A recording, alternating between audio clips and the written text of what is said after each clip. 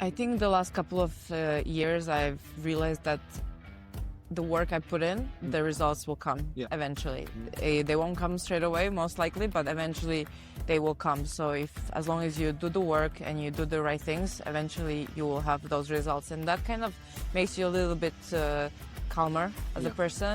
Welcome to Tennis Insider Club. I am Borja Duran, and together with my partner, Caroline Garcia, here is where tennis stories and life conversations intersect.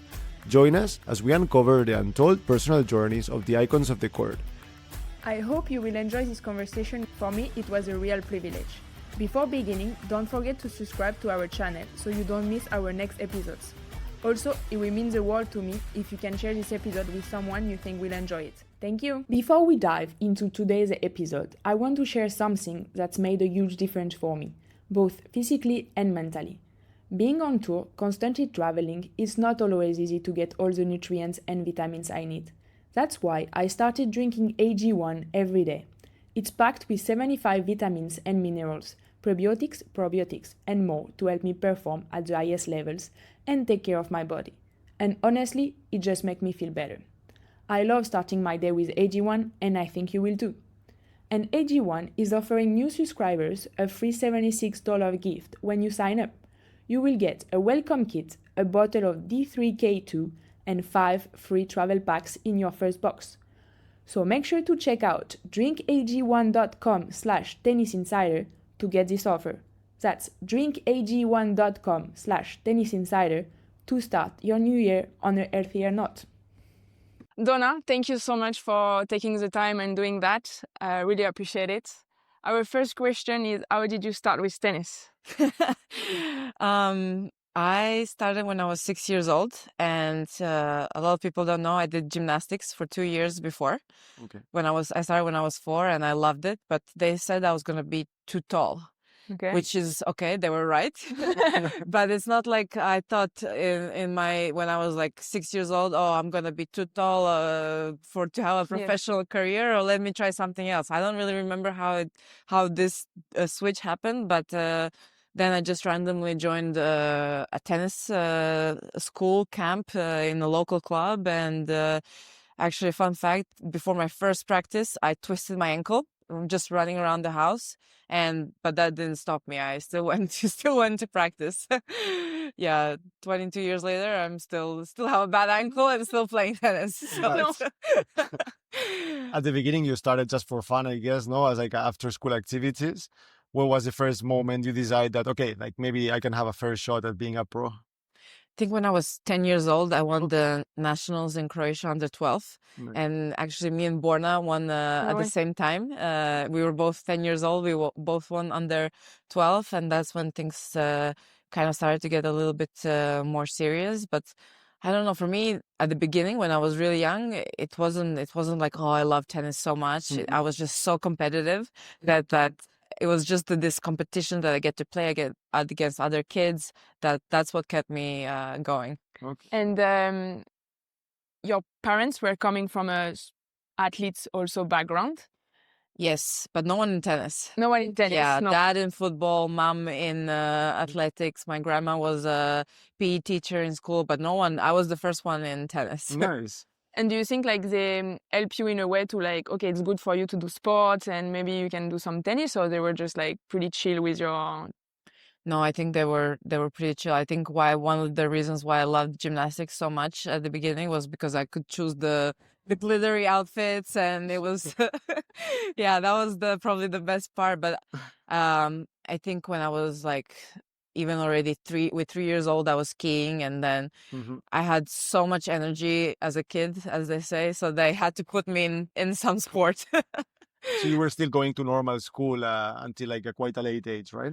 Yes, but already couple of years before I started high school, I didn't go regularly. I stopped going regularly. I would just go to school to take exams, and this was so stressful for me. I remember every time I would go back home to take exams for a week, I would always get sick because I always wanted to do well. Yeah.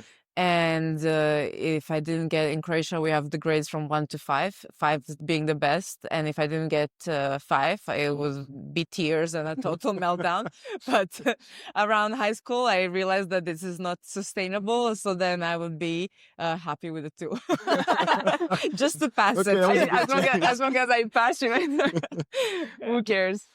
But and after you were very successful, very young, already on the pro level, 16, 17 years old, you did your first damage on WTA tour. But I mean, it's true.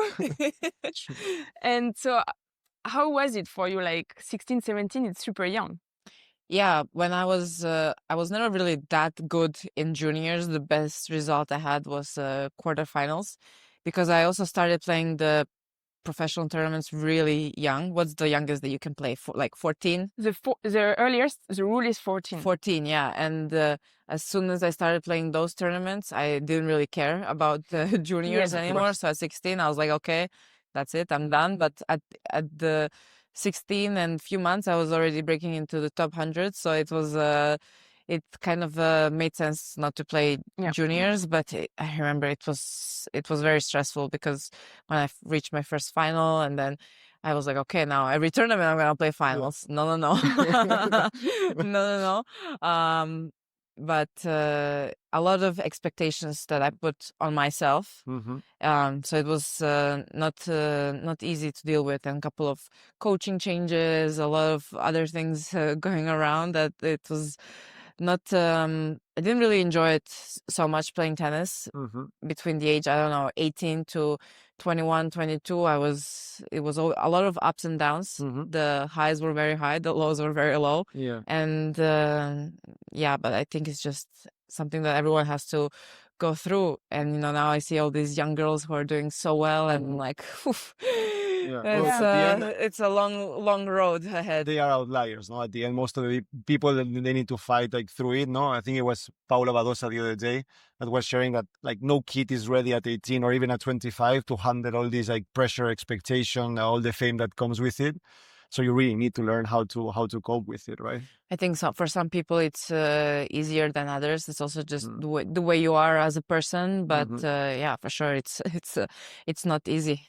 No, because so when you arrive at 16, 17, 18, you say that sometimes it was tough for you. You had stress and you didn't really enjoy it.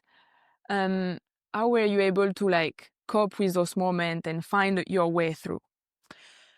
I think, I mean, obviously with having my family around and the team, good coaches, friends, I always have a lot of friends around, either they're traveling with me, and, I have this definitely helps to have an opportunity to disconnect from tennis. And then when you come back, that you're 100% in, because maybe some people can be 100% in all tennis all the time, but I'm not one of those people. For you, it was important to really find a way of balancing tennis and do other things. Exactly. I mean, I have a lot of other interests, and now I love tennis much more than I did before. So it's back then it was. Yeah, definitely a little bit harder to find the balance. Is it because like all the outside expectations, or because maybe you're putting like not realistic goals for like how much you are for that stage? Yeah, it's also tough to set goals at that age. I don't know how realistic you can be. Even I don't know how realistic my goals are right now, but maybe to say older, wiser, maybe they're more realistic now, but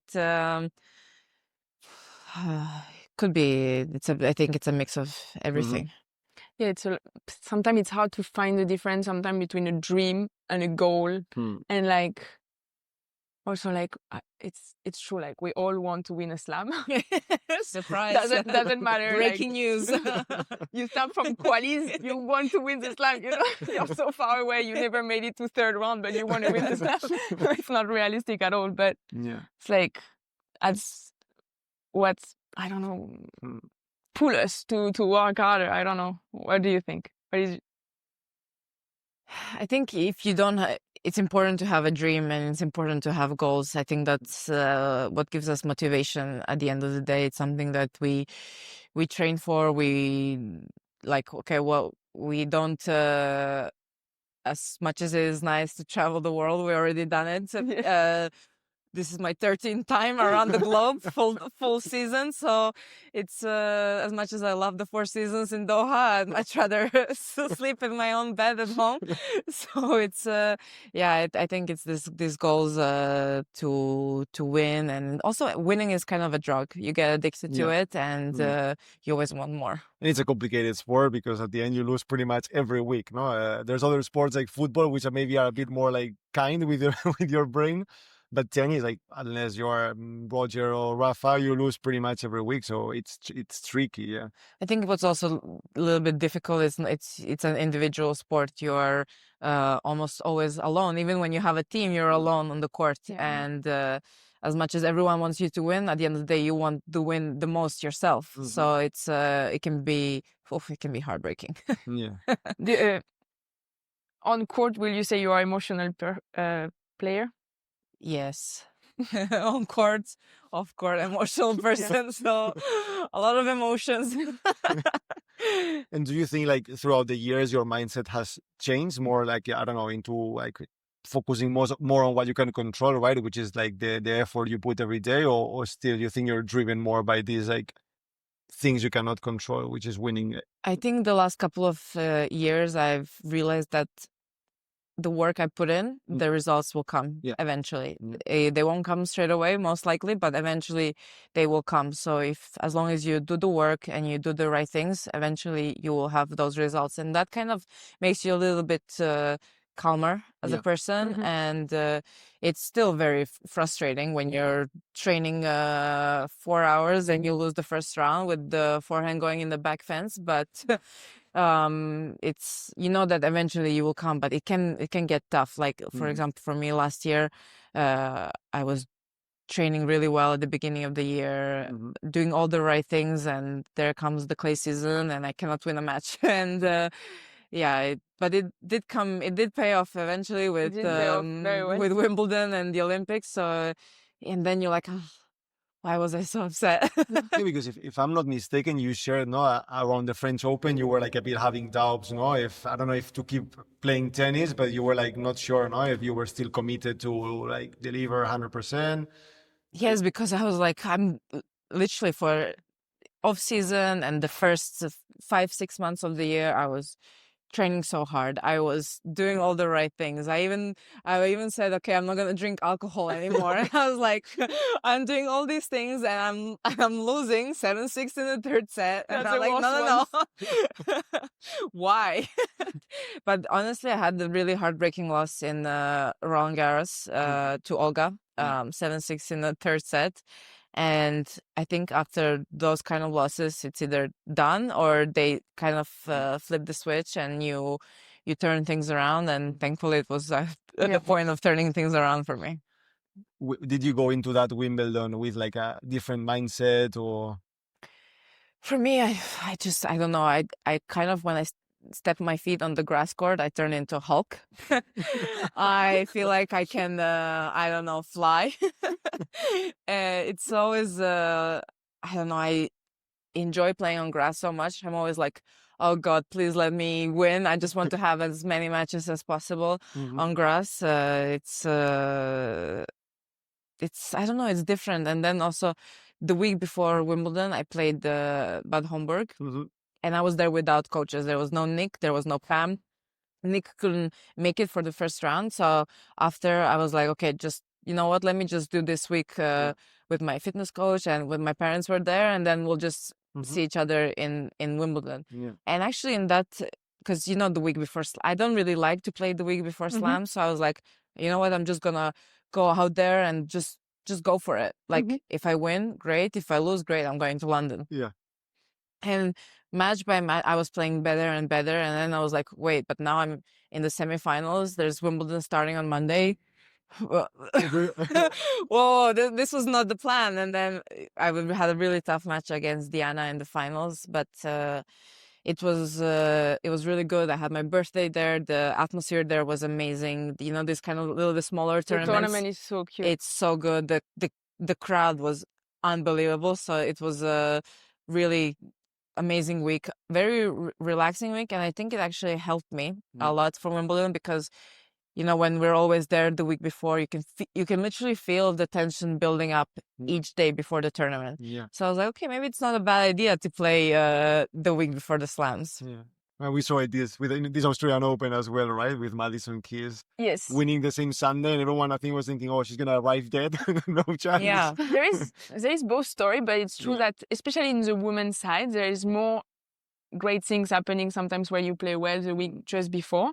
I think Krejcikova, when she won Roland Garros, she had won Strasbourg the same time. But it's true, I completely understand, like Baden-Württemberg tournament is like super cute. Like you can spend time on grass. Okay, it's not exactly the same grass as Wimbledon. But it's pretty good. But nowhere in the world there is the same grass as Wimbledon. So even the practice court are not exactly the same. One day they need to reveal the receipt for that grass. That's like the recipe for Coca-Cola. It will never be revealed. I want to be in my garden. But at the end, you want to spend time on court, and it's true. Like your history on grass has always been very good. But we had a couple of epic matches on grass. Epic finals, actually. Yeah. The Monterrey one destroyed me. It was painful. Still finding a way to recover yes. from that one. Sorry. Yes. It's true. But yeah, it's some good finals. One each. Yeah. One each. What was the other one? Nottingham. Okay. That I lost 7-6 in the third. Come on, well, Monterrey was 7-5, no? 7-5. I think when if we meet in the final, even not in the final, you know it's going to be a long match. I remember the one of Olympics in Tokyo. That was 3 sets also. It was 3 sets, like it was so 2 hot. p.m. or so hot. So she already destroyed me in singles, and then 2 hours later I had to go play doubles first round. We lost. I pulled out of doubles. I couldn't. That was very kind. We lost 11-9 with match points. Oh no, that was such a good day. You know, it's a day where at the end of the day it's like 1 a.m. and you're like, why did I choose that path? While you're lying in the cartoon bed. Paper bed. That's good. That's good. Did you do a lot of work with like psychologists or mental health therapist? I don't know how to call it anymore. Psychologist, yeah, I did. I started actually last year after my little fiasco on the clay season, and it did help me, but it was more I went to one guy, but more not with a goal to help me with tennis, but more to help me with life, to be a little bit happier off court and to feel better with myself.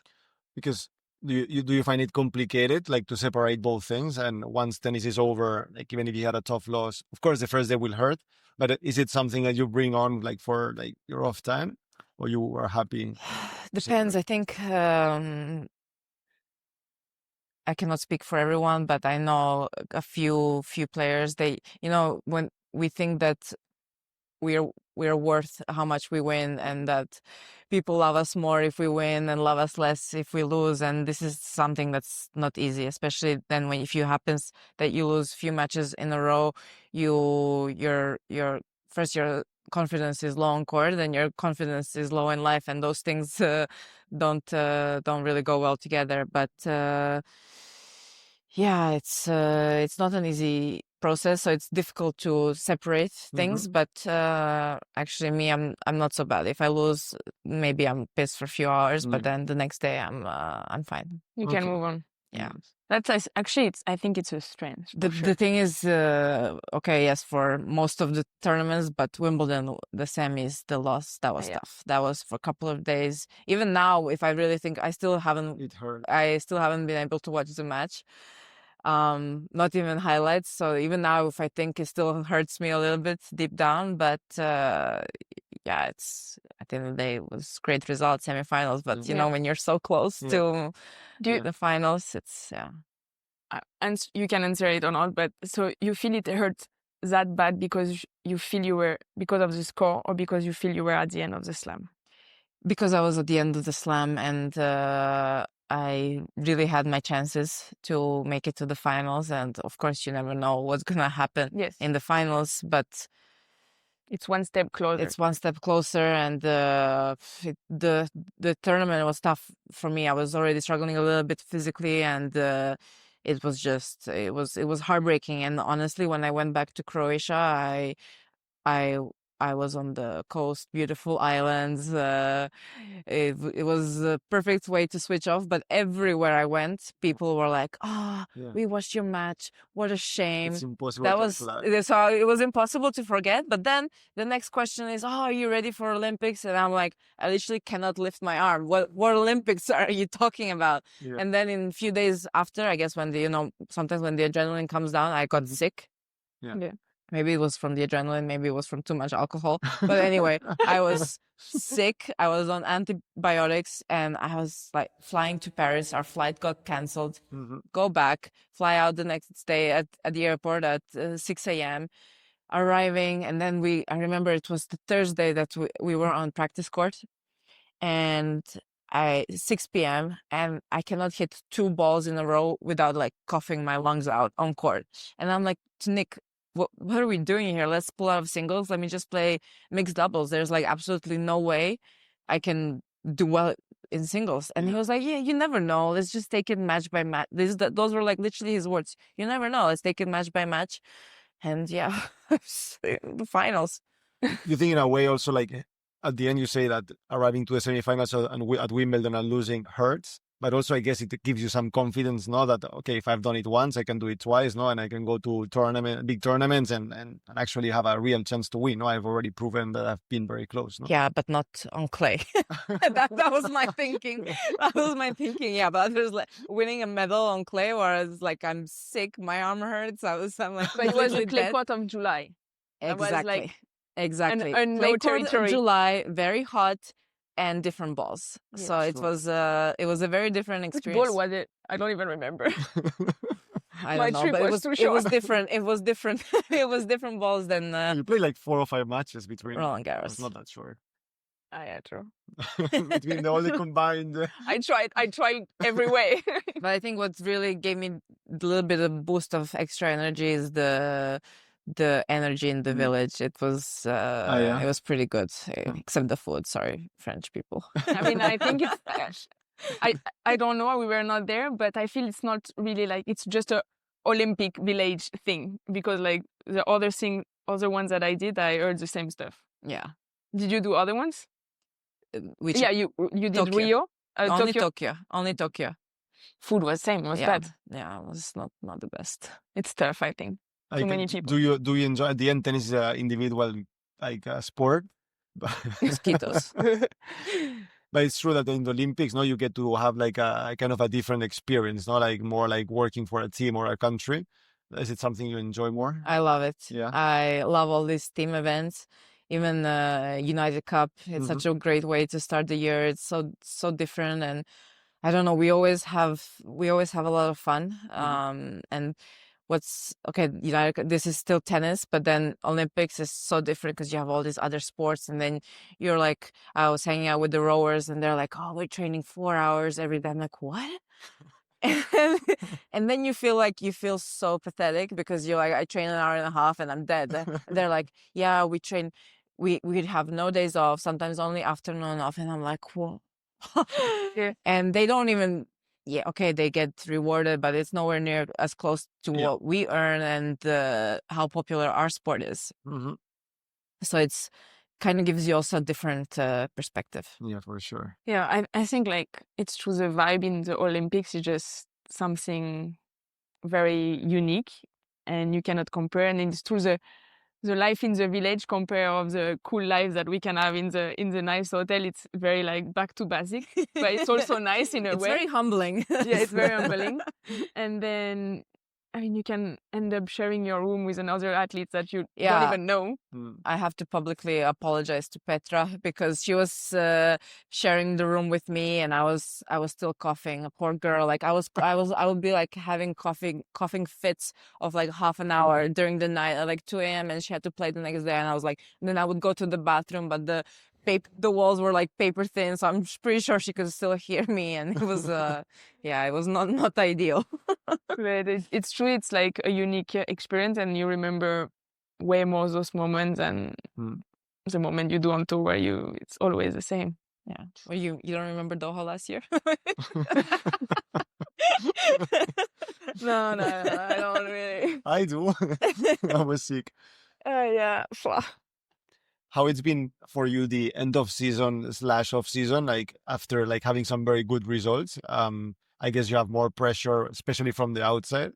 Is it something that worries you, like to keep delivering, or you take it one day at a time? You know, after Olympics, I was like, oh, now I can finally play tennis relaxed. Even if I don't ever win anything again, it's fine. I have the medal. But then I came to New York, and first round I was more stressed than ever, and I was like, oh my God, not again. But what was a little bit okay, I kind of got through it, and now I'm still okay. I'm sure there's a lot more expectations from the outside, but still the biggest expectations are the ones that I put on myself. But what's a little bit the different side of the medal is now I literally cannot go anywhere in Croatia. It's tough to have some privacy, so that's not the easy part. But I guess when I see these little kids come up to me and they're like, "Oh, I want to be you," and I'm like, "Oh, think twice before saying that." But it's very nice because you see how many kids you inspire to start playing tennis. It's great. Nice. And it's true that sometimes Olympics, they have like, it resonates differently and you probably touch even more people than obviously if you win a slam, but slam sometimes it stays more in tennis, and Olympic it looks like it's like everyone knows. Yeah. I think it's also because Olympics is every 4 years, and I think the attention in Croatia was so big because it was right after Wimbledon, because Wimbledon is Wimbledon. Everyone was already watching that, and then there was the Olympics, and I think everyone was just as surprised as I was that I won a medal. How was for you, like, to win the semifinals and like be there in the final after like being sick the week before? I mean, when my parents they were in Monaco, and they were like, after like third round, they were like, "Oh, can we come? I was like, no, just like after then it was the quarterfinals, that crazy match I had against Kostyuk. And then I was like, okay, now you guys can come for semifinals. But I think after that semifinals was, because we had the day between the semis and finals, was most probably the happiest day of my life. Yeah, because obviously you have something. Yeah. Which is a little bit like, okay, and of course in the finals you want to win. You want to win and you want to have the gold, but silver is not so bad either. Yes. It's true that compared to like normal tennis, no, like in the Olympics, you can lose the final and you still have something, no? If you're the finalist of Wimbledon, it doesn't taste as good as a silver medal. Yeah, but before the semifinals match, because we were playing really late, we were playing at 9, and Iga had just lost her semifinals. And I was like, oh, you better win this match. Otherwise, there's no way you're going to beat Iga tomorrow at 2 p.m. on Philippe Chatrier. So I was like, this is your only chance for a medal. And I swear, the first set I played against Schmidlova, I didn't know my name. If someone asked me my name, I would have to look at the scoreboard to see what's my name. I was so nervous. Nice. That's good. And so during your career, you had some injuries. Especially with your knee, if I'm not mistaken. Yeah. How did you manage to go through it, and how serious was it? But also, like, mentally, like, did you... Sorry, my question is terrible. Go again. Water break. Sometimes it happens. Time for commercials. We can do one of your brand advertising now. But okay, I will do it again. But with the injury you had, especially with your knee, Were you struggling mentally to believe you will come back as fit as before? Yes, first the injury was quite a serious surgery that before the surgery, I didn't understand it at all. When I was talking with the doctor before the surgery, he was like, okay, in 6 to 8 weeks, you will be back. And I was like, oh, this is great. And it was still the timing when we were in the bubbles everywhere. And I was like, "Phew, okay, after the surgery, I had my surgery in Switzerland. So I spent the first week with my friends in the mountains. I had no pain. Okay, I was on crutches. It was a little bit annoying, but I had no pain in my knee and it was great. And then after a week, I went to see the doctor. And when I saw that in 6 to 8 weeks will be the first time I step on the court and not be back playing tournaments, I just started like crying like crazy. And I didn't realize it was going to take so long for me to come back. And I rushed so much. My first tournament was Roland Garros and I was in nowhere near ready to play it, but I rushed. I didn't wanna miss French. It was, if I didn't make it for French, it was very unlikely I was gonna make it for grass because of the surface. But I did everything and I played the whole year. And because I still had pain in my knee, I was compensating with the left leg, and so I injured my left foot, and it was just a vicious circle. So then after Australia the following year, I said, okay, I cannot deal with the pain anymore. And I had to take a break and really start from zero. I had to take 3 or 4 months off and really rebuild from the beginning. And then it took me a long, long time. I was playing so bad. I hated tennis. I could practice, but it was still not the level before. And every time I would watch tennis on TV, I would look and I would be like, my God, I'm so far away from this level. And it was very frustrating because you know how you were playing before, how you're playing now, and each time that you're not playing, tennis is improving. Girls are improving. Yes. It's unbelievable the level that we're playing at right now. And if you're not 100% ready, I don't think you have a chance against anyone in the top 100, top 150. And I don't think people realize that how good and how high the level is and how good everyone is playing. And in those moments when you say you were not at that level, was it more like because physically you didn't have the time to like catch up, or also tennis? Physically, I was far away, and also I had a couple of terrible draws, especially in the first year when I was coming back. It was really tough. And okay, eventually it has to change, and of course it did. But that's also sometimes when everything is going wrong, everything is going wrong, and everything is against you. But it was just yeah, I did, when I really started, let's say, playing well was when I had that really good run in San Diego from qualis to the finals. And after that, I did a really good off season. And in Australia, I made quarterfinals. So that was when things kind of started to change around. And to be struggling a bit for those months and everything, how did you balance it? Did you do more stuff outside of tennis? Were you able to So keep that happiness? after, when I had my surgery, maybe 2 or 3 weeks after, I was still on crutches. I got a dog. Which is also a good idea. That was my coping mechanism. Yeah, so it was Mali. I miss him. Now my parents stole him from me. And Mom and Dad, I know you're watching this and it's not okay. Yeah, it's not my dog anymore. But I started my candles. It was started doing a little bit different things off the court, but it's, as much as you can distract yourself with different things, you still, while you're playing tennis, you still want to do well. But I'm very lucky that I have amazing family and amazing friends that were always really there for me, and in those tough moments were there for me. And maybe at the end also it brings, like some perspective. And when you come back, you are like a bit more grateful not to be able to play.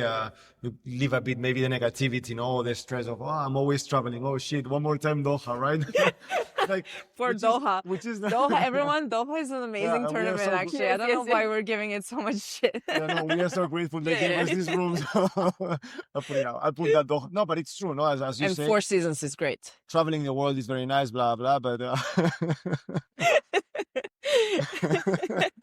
it's not supposed to be a hater episode. And yes, we are spoiled in that Yeah, environment. but but when you do it every day, at the end, no, it's like traveling is nice, but traveling every week of your life is it's not the best experience ever. I mean, I think people think it's a lot more glamorous life than it is. Yes. When I came back home from Australia with all my suitcases, I literally I couldn't unpack.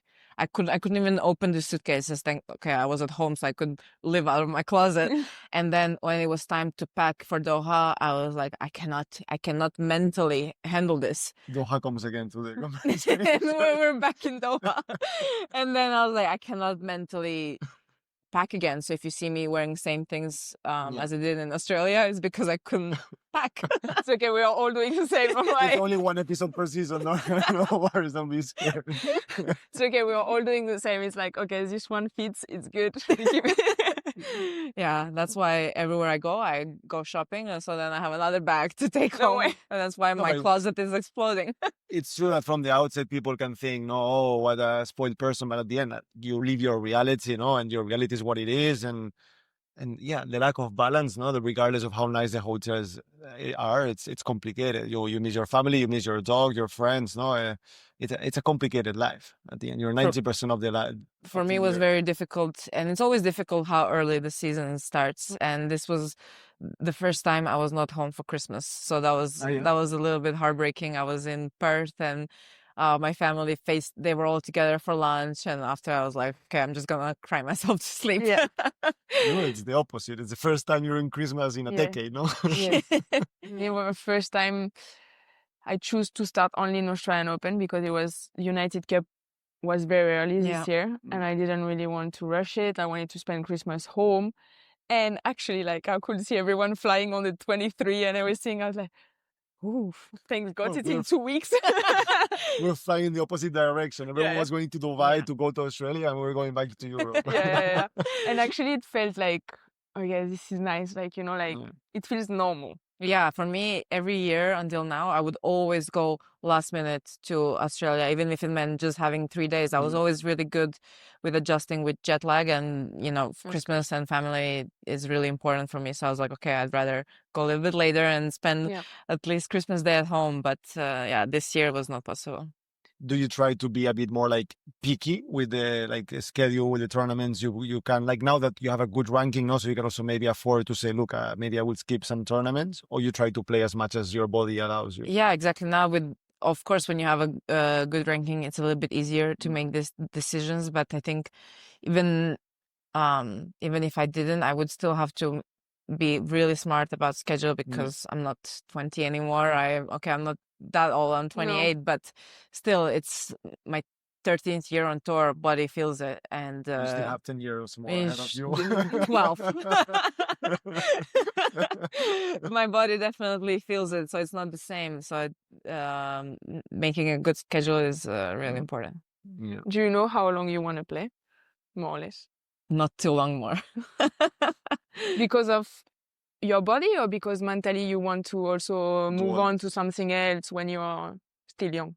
I think both. I think it's tough for me to say. Of course, if I'm gonna be top 10, it's impossible. It's gonna be tough to step away. But I feel like now I'm definitely in my prime time, in my peak. But it's definitely not without sacrifices. Like I said, not spending Christmas at home and things like that. And it is getting tougher and tougher for me to travel so much. A little bit missing a little bit of the normal life. But let's see. It's always difficult.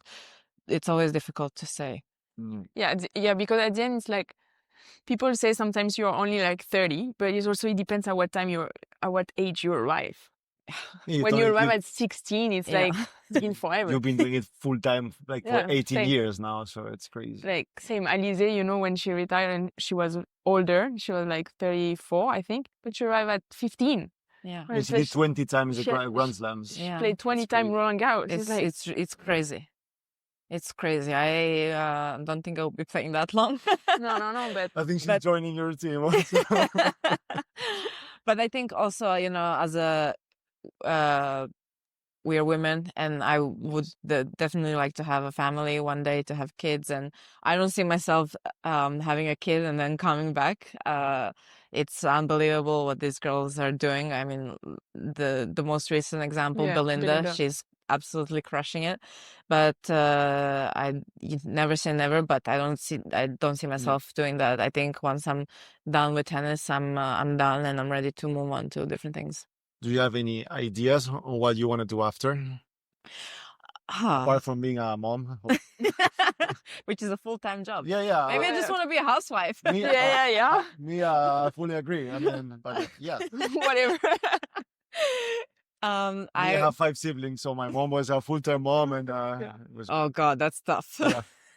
Well, So she loved it. It's family of 6. I'm just by myself. Cannot be more opposite. Yeah, true. Yeah. I will definitely would like to build a little bit more my brand of candles and interior fragrances. Maybe a little bit go towards interior design. I don't know. We'll see. Nice. But for sure, in some way or the other, I will stay in tennis and in sport, especially in Croatia. I would like to help as much as I can. And who knows? Who knows what else? My friend the other day, because I'm recently really obsessed with jewelry, she said, "Oh, you should start your own jewelry brand. So maybe diamonds. Who knows?" Yeah. That's a cool line A also. future coach of the upcoming Croatian star, no? Probably not. I was kidding. I'm full-time coach right after. Me, when we started dating, I asked her, like, before committing to the relationship full time, I was like, okay, I can do like this 2-3 years, but you have to promise me that once tennis is over, you don't go coaching. I'm not spending time by myself like all year long, or I'm not traveling at 50, around the world. I mean, it's true. It's like I don't know how they do it. especially right after, like when you come back after a break, maybe, but what is a good option is captain of Billie Jean King Cup. That's what you would like to do. I mean, it's a good option, you do a couple of weeks. You're announcing your candidature now. I'm sending messages. Ivan, listen. Yeah, but I don't know. No, Nice. full-time coach is too much.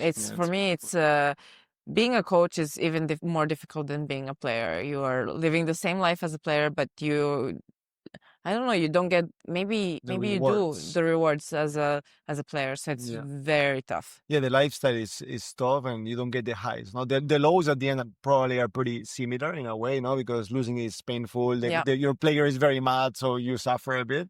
But in the highs, probably you don't get the same reward, kind of. Yeah, for me, I wanted to say something now. I forgot. Commercial break.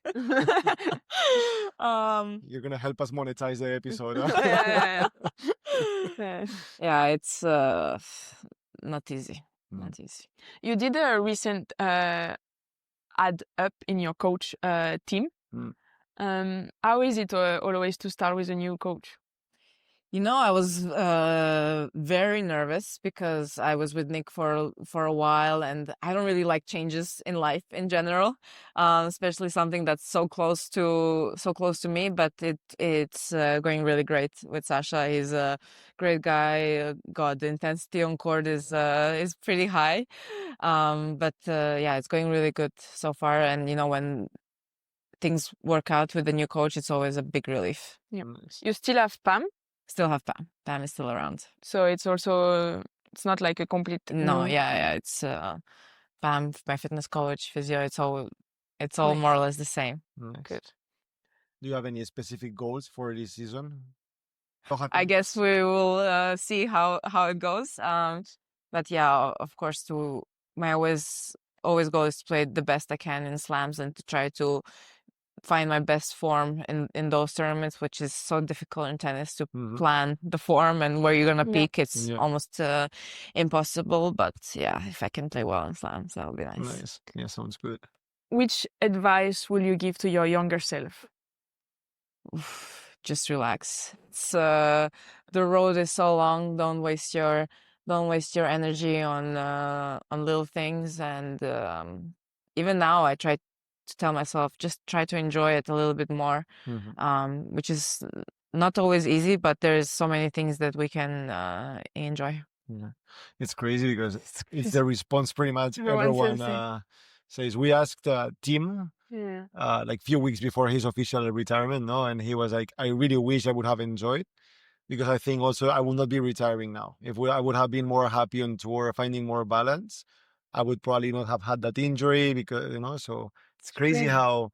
Yeah, but it's also very difficult, because Of course. sometimes how to find the balance. Okay, yes, between the tournaments, the schedule, and but then everyone is playing, so you feel like, oh, I have to play as well. Then when you're on tournaments, okay, now it's 6 p.m. you finish practice, you go to sometimes you're so tired you cannot even go out to dinner, so it's tough to find the balance. Then when you have a day off, you should really relax, not do a lot, and it's not easy. So if everyone is saying it, it's not because everyone is stupid. It's because like it's challenging, no, because of this lifestyle to find like those like times to completely unplug. Right. For me, what makes me the happiest and what helps me the most is when I have my friends and my family. That makes it.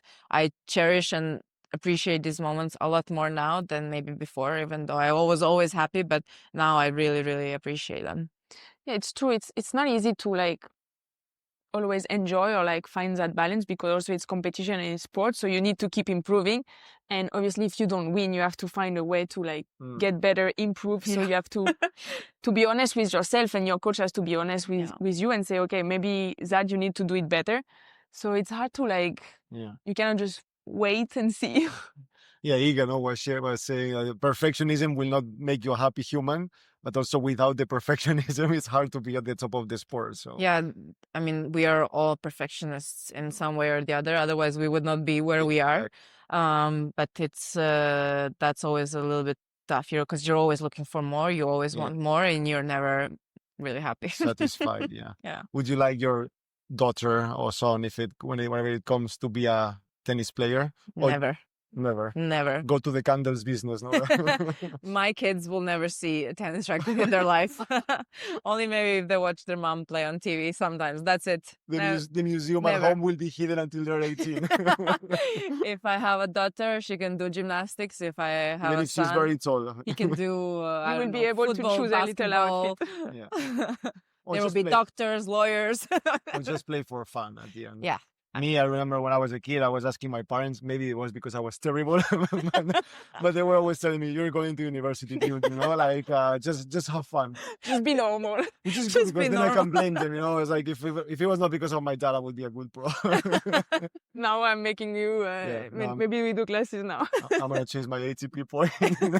Hey, Red Food just played his first tournament at 49. Exactly. You still I think when Carol retires, then it's time for your career. I would get a full-time coach for free. I don't think it'll be for free. I will find a way. I need to get some other kind of payback after all these years. Okay, awesome. Thank you so much. Thanks for having me. Best of luck. Thanks you too as well. And the rest of the year. Yeah. Thank you. Thank you, Donna. Don't forget to subscribe to our channel so you don't miss our next episodes. And it will mean the world to me if you can share this episode with someone you think will enjoy it. Thank you, and see you soon.